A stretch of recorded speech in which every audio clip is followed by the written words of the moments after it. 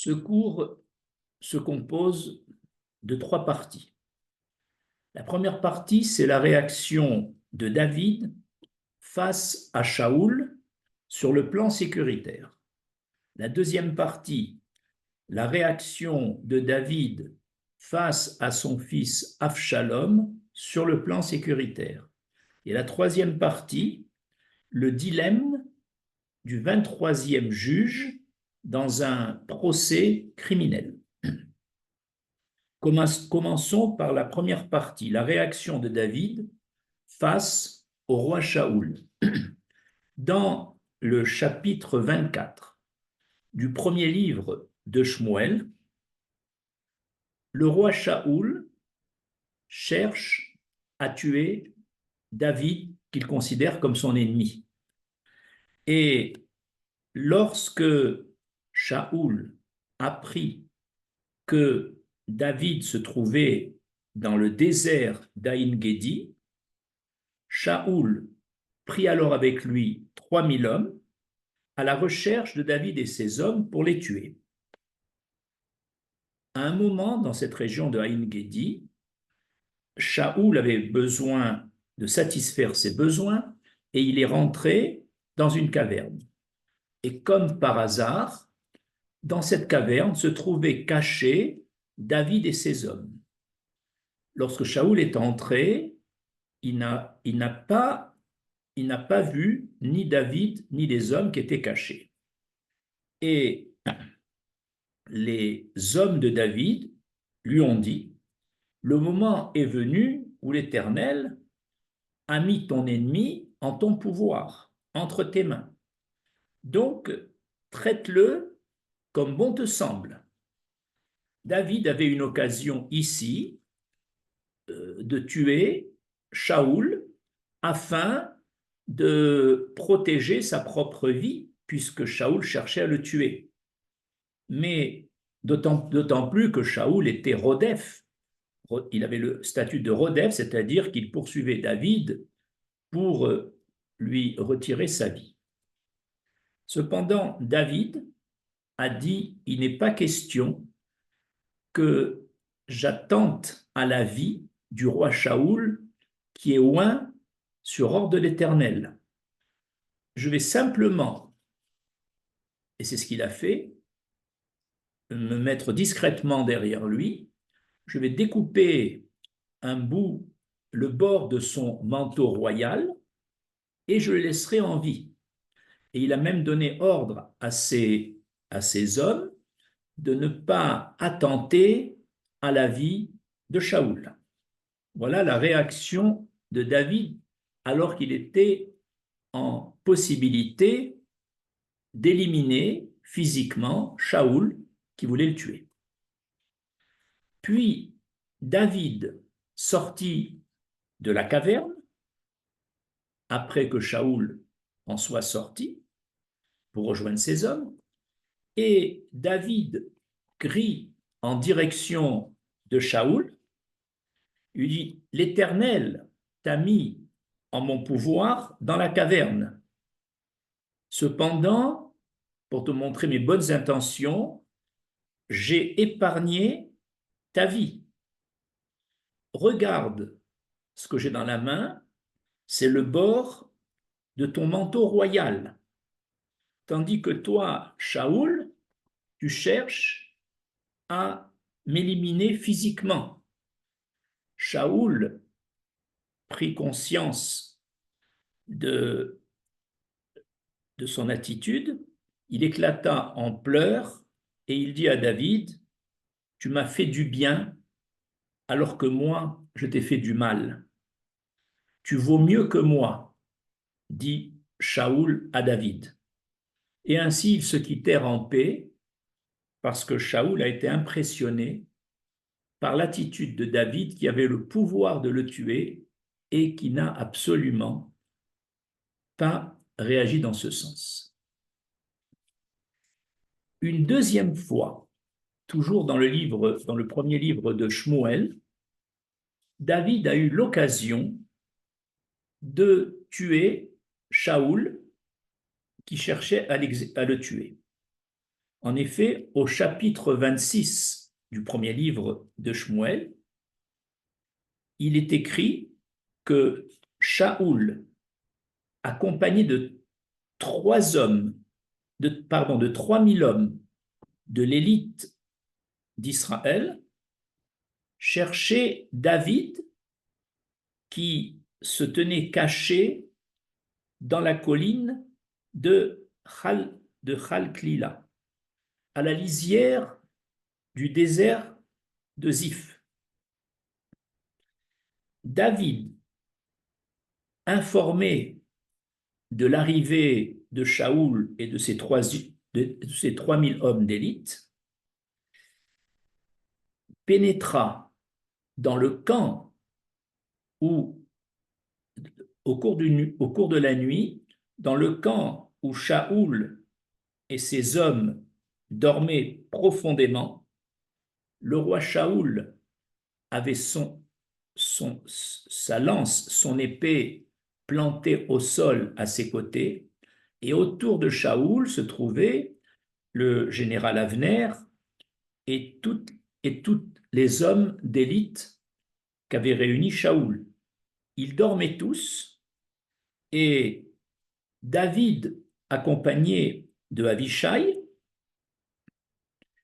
rentre dans le campement où se trouvait Shaoul, et Avishai dit à David, permets-moi de retirer l'épée de Shaoul qui est à ses côtés et de le transpercer à mort.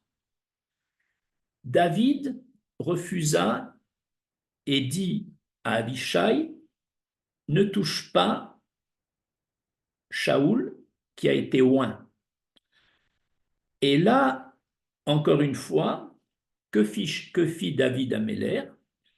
Il dit à, Avishai,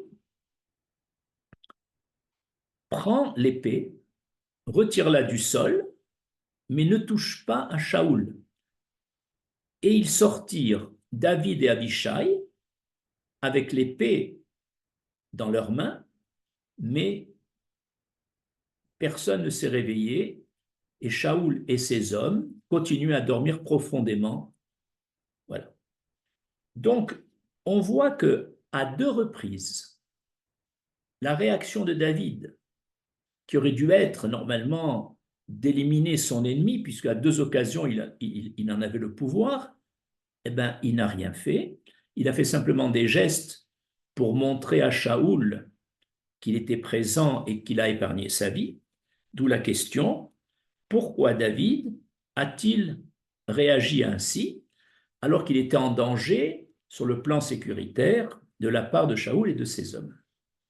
Eh bien, parce que David a ici, dans ces 2 situations, exprimé sa grande émouna, à savoir que sa vie et sa mort ne dépendent pas de l'élimination de Shaoul, et sa vie ou sa mort ne sont pas entre les mains de Shaoul ou d'ailleurs de n'importe quel autre homme. Et même si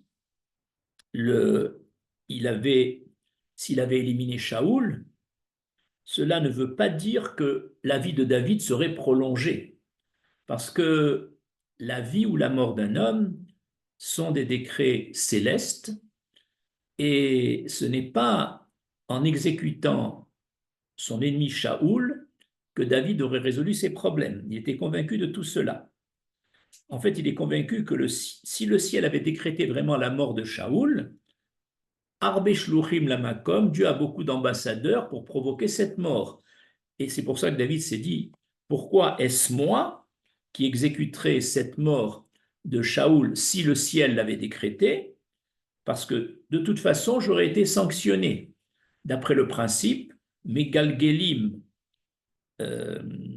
Chova Al Yede Chayav. On fait passer les choses pas bien par des gens pas bien. Voilà. Donc finalement, on a vu dans ce premier paragraphe la réaction sur le plan sécuritaire de David envers Shaoul.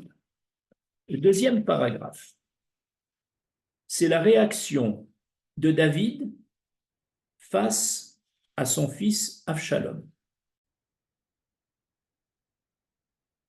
Avshalom était le fils de David et de David Améler, et il s'est révolté, il s'est rebellé contre son père. Il a formé un groupe très nombreux d'opposants à David et il a cherché à faire tuer son père, David. Et il a également cherché à prendre la royauté en remplacement de David. Il est même arrivé à chasser David de Yerushalayim et David a dû fuir. Et à un moment, les gens attachés à David sont sortis en guerre contre Avshalom et ses hommes. Mais David donna l'instruction suivante à ses hommes: surtout, vous ménagerez mon fils Avshalom. Faites attention à sa vie. Donc, on voit dès le départ que David ne cherche pas à se venger de son fils, ne cherche pas à le mettre à mort, alors que c'est son fils qui s'est rebellé contre lui et contre sa royauté. Lorsque, après la guerre terminée entre les gens de David et les gens de Avshalom, la guerre s'est terminée par le succès des gens de David, et lorsque Achimaatz, fils de Tsadok, est venu annoncer à David Améler le résultat de cette guerre, David demande, dès le départ, avant qu'on lui fasse le rapport de cette guerre, David dit, dans Shmuel 2, chapitre 18, verset 27, Shalom, l'anarar, les Avshalom, est-ce que le jeune homme Avshalom est-il sain et sauf? C'est sa première question. Il se soucie pour la vie de son fils. Alors qu'il aurait dû lui en vouloir pour sa rébellion. C'est pourquoi, quand Achimaatz a entendu cette phrase de David, est-ce que le jeune homme Avshalom est-il sain et sauf? Il a compris qu'il ne fallait pas annoncer à David la mort d'Avshalom. Et c'est ensuite Coushi qui vint annoncer à David la mort de son fils Avshalom. Et quelle a été la réaction de David? Toujours dans le livre de Shmuel 2, au chapitre 19, verset 1, David dit: Mi iten muti ani tartecha, Avshalom béni, béni. Que ne suis-je mort à ta place, Avshalom mon fils, ô mon fils? On voit que David est très troublé par la mort d'Avshalom. Pourtant, Avshalom voulait le tuer, voulait le destituer de son titre de roi. Ainsi, David, au lieu de se réjouir de ce succès militaire qui a mis sa vie à l'abri, et au lieu de se réjouir de la mort de ce fils rebelle, David pleure et demande depuis le début de protéger la vie d'Avshalom, et une fois qu'il est mort, il dit « j'aurais dû mourir à sa place ». Voilà la réaction de David, un homme imprégné de Emouna. Nous arrivons au troisième paragraphe de ce cours, le dilemme du 23e juge dans un tribunal criminel. Dans un procès criminel où l'accusé est condamnable à mort, il faut un quorum de 23 dayanim, de 23 juges. Pourquoi 23? Un minyan de 10 pour éventuellement défendre l'accusé, un minyan de 10 pour éventuellement l'accusé, et on aurait dû donc prendre 21 personnes et non pas 23, 10, 10 et 1 qui ferait la différence, pour ne pas qu'il y ait un chiffre pair, sinon on aurait une égalité, parce que la Torah demande, dans les condamnations à mort, au moins 2 voix d'écart, et on va d'après le résultat obtenu. Cependant, il existe une loi que si ce tribunal de 23, les 23 juges condamnent tous unanimement l'accusé, eh bien, il est acquitté. Il sort Zakaï. Parce qu'on estime que c'est difficile que 23 juges aient la même opinion et que personne ne l'a défendu. De ce fait, on craint, si les 23 veulent le condamner à mort, on craint qu'il y a eu ici un mouvement d'influence de certains juges sur les autres, et donc ce sera au bénéfice de l'accusé qui sera acquitté. Et une fois qu'on a dit cela, le commentateur Or HaChaim, dans le livre de Shemot au chapitre 23 et verset 2, il dit comment doit réagir le 23e juge après avoir entendu les 22 collègues qui l'ont précédé condamner à mort l'assassin, et lui, il estime qu'il devrait être acquitté. Le problème, c'est que, quel que soit ce que va dire ce 23e juge, le résultat sera le contraire de son affirmation. Je m'explique. Une fois que les 22 juges ont déclaré coupable de mort l'accusé, si lui dit exactement ce qu'il pense, lui il pense qu'il doit être Zakaï, c'est-à-dire qu'il doit être innocenté.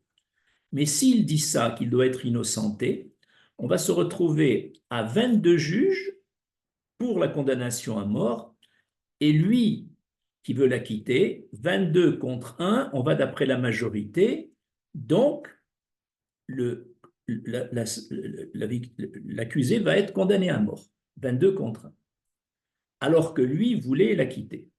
Alors si il dit le contraire de ce qu'il pense, s'il dit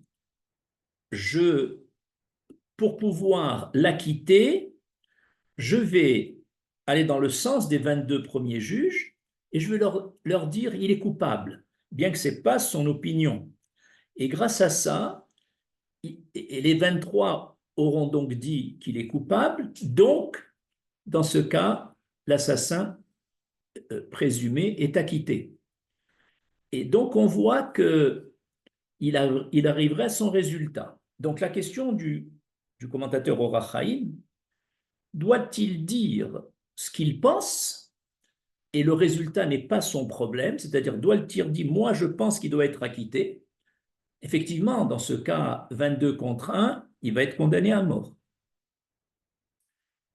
Ou alors doit-il aller d'après le résultat et mentir par rapport à son opinion et dire moi aussi je le condamne à mort de façon qu'il soit acquitté comme il le voulait. Eh bien, le commentateur Or HaChaim répond, il existe un verset dans la Torah, justement au chapitre 23, verset 2 du « 'Sefer 'Shemot »,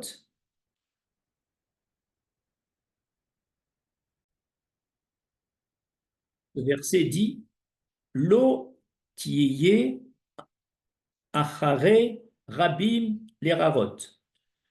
Ne va pas suivre la majorité pour faire le mal.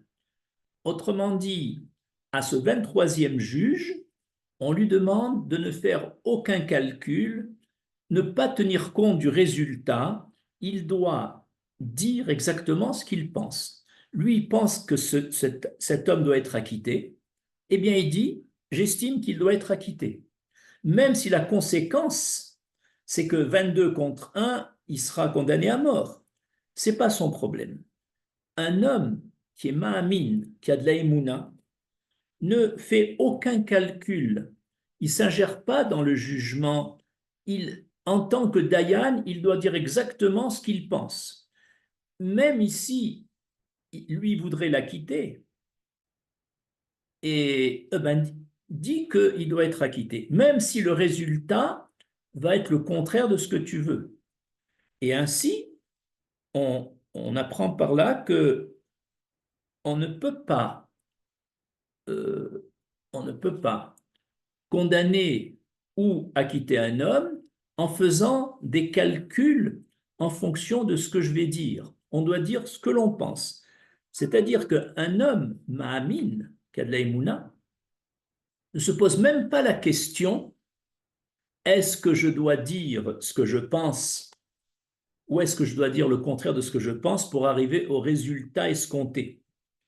Ainsi, pourquoi cet homme est ma'amin? C'est parce qu'il dit que finalement l'Éternel va mettre le tribunal dans une situation où le résultat de l'acquittement ou de la condamnation à mort est en fait un décret céleste. Et donc, on ne peut pas, par une intervention en changeant son témoignage, en changeant notre opinion, on ne peut pas tenir compte du résultat. Le résultat est entre les mains d'Hachem. Et nous, on doit dire exactement ce que l'on pense. Voilà donc comment nos sages résolvent ce problème du dilemme du 23e Dayan. Je vous remercie.